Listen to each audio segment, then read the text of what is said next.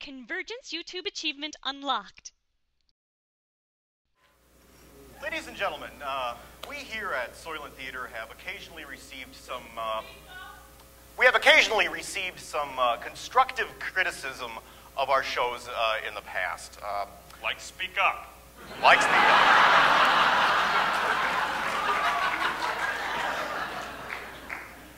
Up. Things along the lines of, sometimes people have suggested that some of our references are a little bit on the obscure side. Sometimes people have kind of said that, some of our other references are, maybe a little too self-referential and indulgent. So, just to make sure we're all on the same topic here, I just want to make sure that we are all familiar with Dungeons and Dragons. Wait, you mean the animated TV show, right? No. The movie with Academy Award winner Jeremy Irons. And Tom Baker. No. Oh, the Tom Hanks vehicle, Monsters and Mazes. No. No, I'm talking about the role-playing game Dungeons and Dragons. Specifically, the first edition of the role-playing game Dungeons and Dragons. And even more specifically, the adventure module S3, the Expedition to the Barrier Peaks. Well, clearly you have some losers in the front row, but I have no idea what you're talking about, and frankly, I'm kind of confused and angry and impatient. Oh, come on. The Expedition to the Barrier Peaks. It was this great adventure for characters between levels of 8 and 12 where they go and they find an actual spaceship. There's robots even. You've got to be kidding me. Jesus Christ, Calvin. No. Jesus Christ doesn't show up until Adventure S5, the Lost Caverns of Golgotha. So, everyone, please sit back, relax, and enjoy our bit of selfish indulgence. Thanks.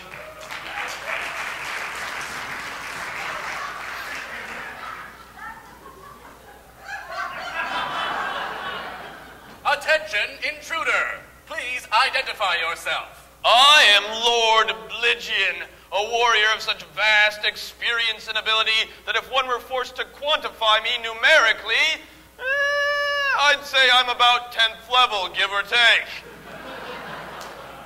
But what are you, stranger, who speaks like a man and yet are made of metal? I am TSR Bot 74. I was built to serve on this ship. Aye, it does have a resemblance to a ship, but to run so far aground of water. Well, this ship was designed to travel the stars, not the oceans. But unfortunately, I must confess, the crew is dead. Our mission was to spend eternity in the dark quiet of space, gaming. What is this gaming you speak of? The nations of my homeworld enjoyed fantasy-based tabletop miniature games. But my people wanted to add an element of storytelling and to give personalities to our representatives in the game so that we could act them out. We would take off in our ship, sit in the unfinished basement of the craft,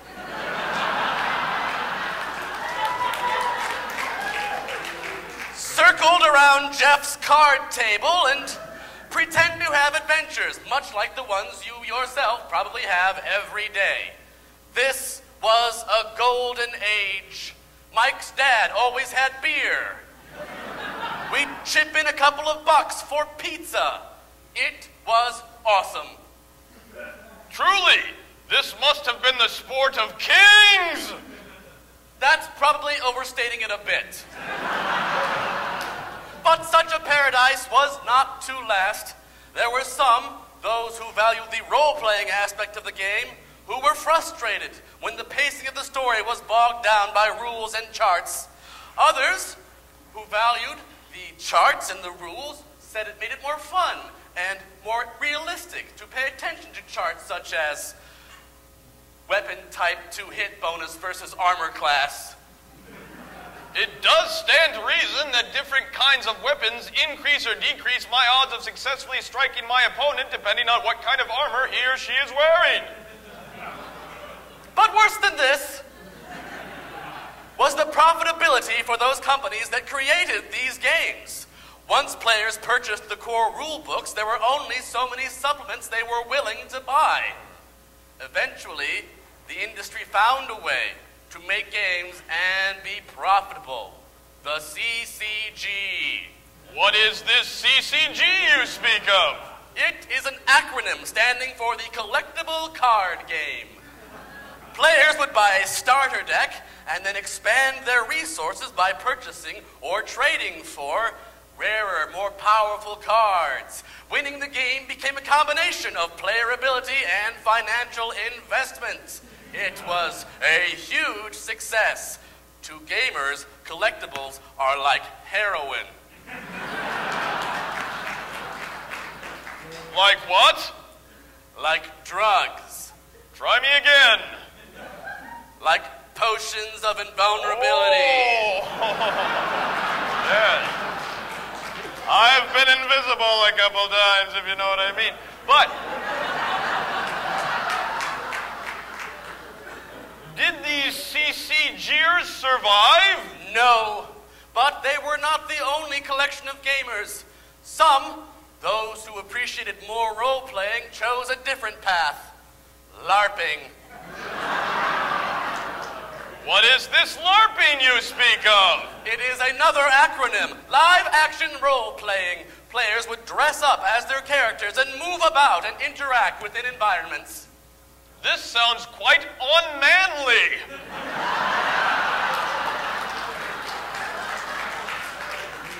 If one were portraying a wizard, for instance, how would one indicate the casting of a lightning bolt without sounding like a total weenie? This was indeed a large problem. Ultimately, these gamers died of shame and a series of ass-kickings, but mostly shame. LARPing does lack the inherent dignity of sitting around a card table, drinking beer, and just pretending to cast a lightning bolt. But the vast majority of my gaming masters enjoyed a different model of gaming, one that allowed for role-playing, made money for its creators, and had a considerably lower amount of shame attached to it. The MMPORPG. That is indeed an unwieldy acronym. The massively multiplayer online role-playing game. But this, too, had a couple of eensy-teensy little problems. Like how you just stand around waiting for that same wolf to keep respawning over and over again. Or you'd spend all your time working on your virtual sewing skills so you could make some virtual money to buy some virtual weapons so that someday, theoretically, you might go on a virtual adventure if you can stand all the leet speak and the hordes of underpaid Chinese workers are out there begging for resources that they're just going to turn around and sell for actual cash on eBay.